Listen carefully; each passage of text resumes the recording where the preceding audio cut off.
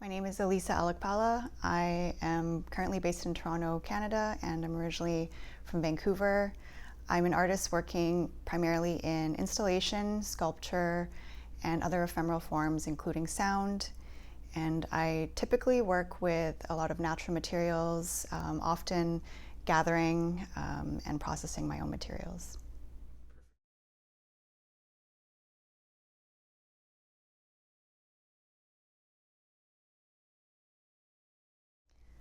So yeah, originally I did, my training was in fashion design, including my education and earlier work. I think being around a lot of, seeing a lot of how like the process of working with materials, and to be honest, at the time when I was, especially when I was in school and when I was recently graduated and working, I was kind of exposed to a lot of the waste that is present, not only in fashion design, but in sort of a lot of different disciplines.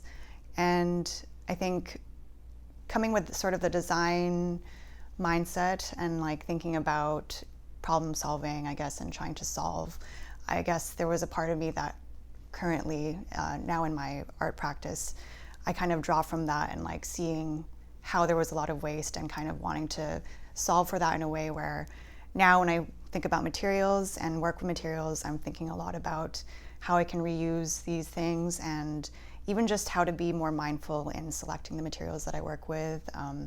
You know, whether it's working with found objects or gathering my own material, typically especially natural materials. So there is more of this mindfulness in the way that it will kind of live through its own cycles in the work and even beyond the work, and how it might eventually return to the earth.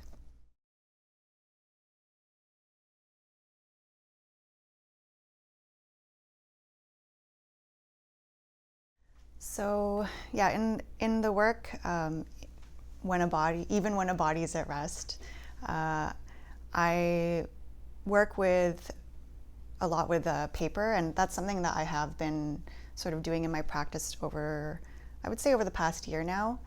And basically the process of that starts from going and sourcing my own material of, like, you know, plant material, which in this case is grass.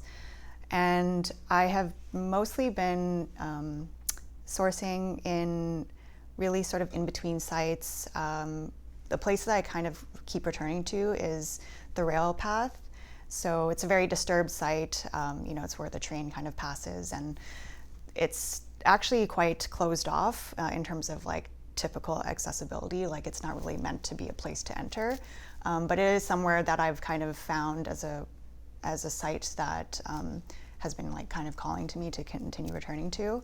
So I go and I gather the grass that I, you know, as much as I sort of might need at the moment, and then take it back to the studio, and I have to kind of like go through each piece and remove the blades of grass from the full stalk. And then the grass itself, I'll start to like cut down and break down into smaller sort of pieces. And then after that, I will cook it down, and it helps to break down the cellulose and the fibers more. And then after that, there's more physical sort of mechanical force of like having to mush down the grass even further, so that it creates a very, just like the fibers really loosen up. And after all that labor is sort of done, then it can be the moment of making the paper, which requires suspending the fiber in water, and then taking a frame with a sort of like a mesh on it, and then going through the water, and like it picks up obviously, you know, all the fibers, and then putting that onto a sheet of like fabric and drying it, and then allowing that now created sheet to dry, which usually will take like at least a day. So yeah, that's kind of the process. I mean, I may have missed a few bits and pieces, but it is very labor intensive, but it is requiring for me to like go out and gather process material and then, you know, create the material from it. So it is a lengthy process.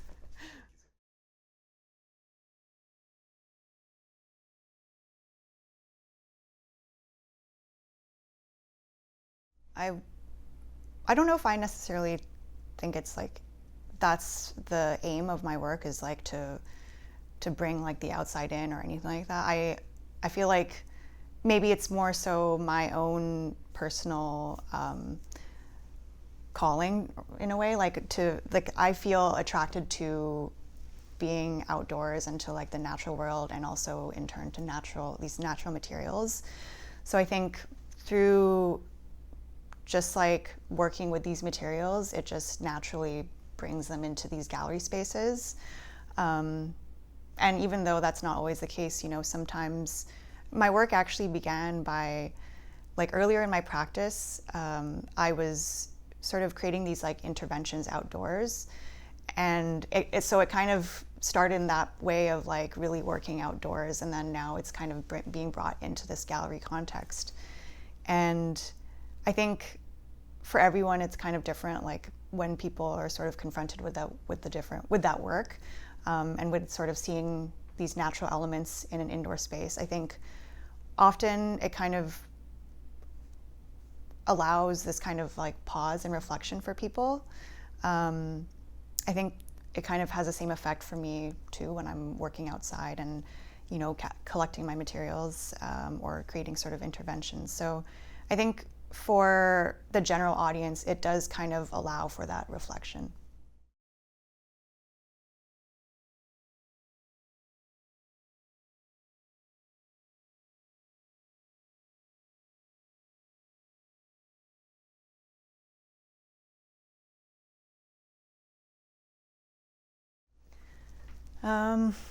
Yeah, it's sort of embedded into the work, and into my practice, like working within cycles, and it's really, it's just really like a reflection of life itself. And so I think it's quite interesting being able to work with materials that are going through those cycles and that go through this change and this decay.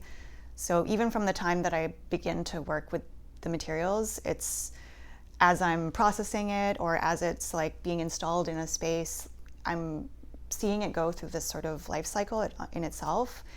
And even beyond the time that I've like sort of taken my hands off the work, it continues to change. And it's quite interesting to come back to it even, let's say after an exhibition or something. The work itself also continues to change. So I think I'm really exploring this sort of idea of process, and the fact that there is this continuous process that is always sort of taking shape and happening.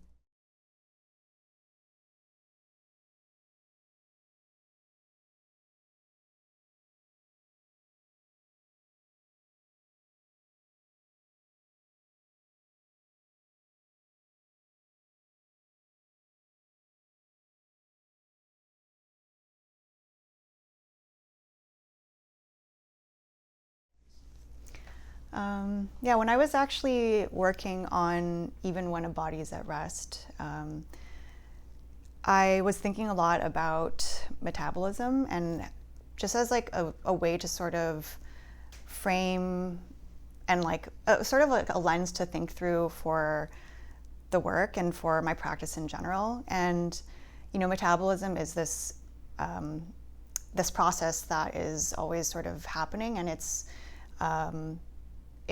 what sustains life, and it's always happening in our bodies, and in other bodies of other, living beings and other organic, just like all organisms essentially. So just to sort of like explain what that is, it's like there's this kind of relationship between the body and in the environment, in that we take in things from our environment, whether it's like the sunlight or the food we're eating, and our body metabolizes that. It breaks it down and turns it into energy for us to use. And that's what really maintains and sustains life. So I kind of like think about that also as, it's like very similar to the way that I think about how I work in my practice, where I'm like really embedded into like the environment, working with these materials, sort of breaking them down, processing them, and in turn also processing the way that I think about the work. And it's like being able to break these things down, it kind of allows this sort of regenerative process to take place where I'm able to like make something new out of it. And I think that's, you know, very much a reflection of how we kind of, or how a lot of people might kind of think about their relationship to their environments, and just to the way that we kind of go through life.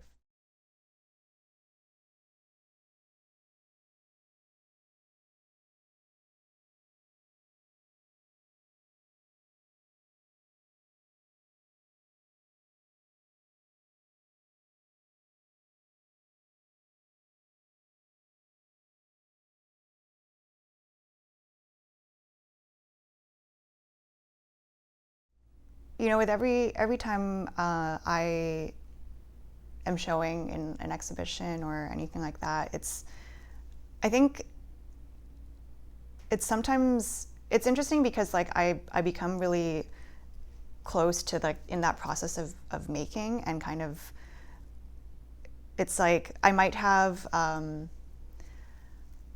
might hope for like the audience to engage with the work in some way, but then it might be something completely different, or I might hear a lot of feedback, or, you know, just like have these interesting conversations with people that kind of didn't even touch upon where I might have been going with the work, and that's always quite interesting to me. I think in this case for this exhibition, I mean, I think on a very sort of like foundational, basic level, I hope that like experiencing the work allows people to, one, I guess, like have this kind of pause and reflection, and I think really just to, if they're kind of taking from the theme of the, you know, the works in the exhibition, and like this kind of idea of metabolism, maybe it can be brought back to what I was speaking about earlier about in terms of sort of working and reworking materials, and kind of finding ways to be resourceful in like thinking about materials in a different way, and thinking about also in turn like our relationship to our environments, and kind of like the impact that we have as people on the land. I don't Yeah, I think like now with every sort of exhibition, when there is this sort of natural element, that is kind of sort of the entry point into how people can have interesting conversation, and it does sort of start upon this kind of relationship with the body and the land, and how we have an impact, and I think further from there, there's like other conversations that spark from that.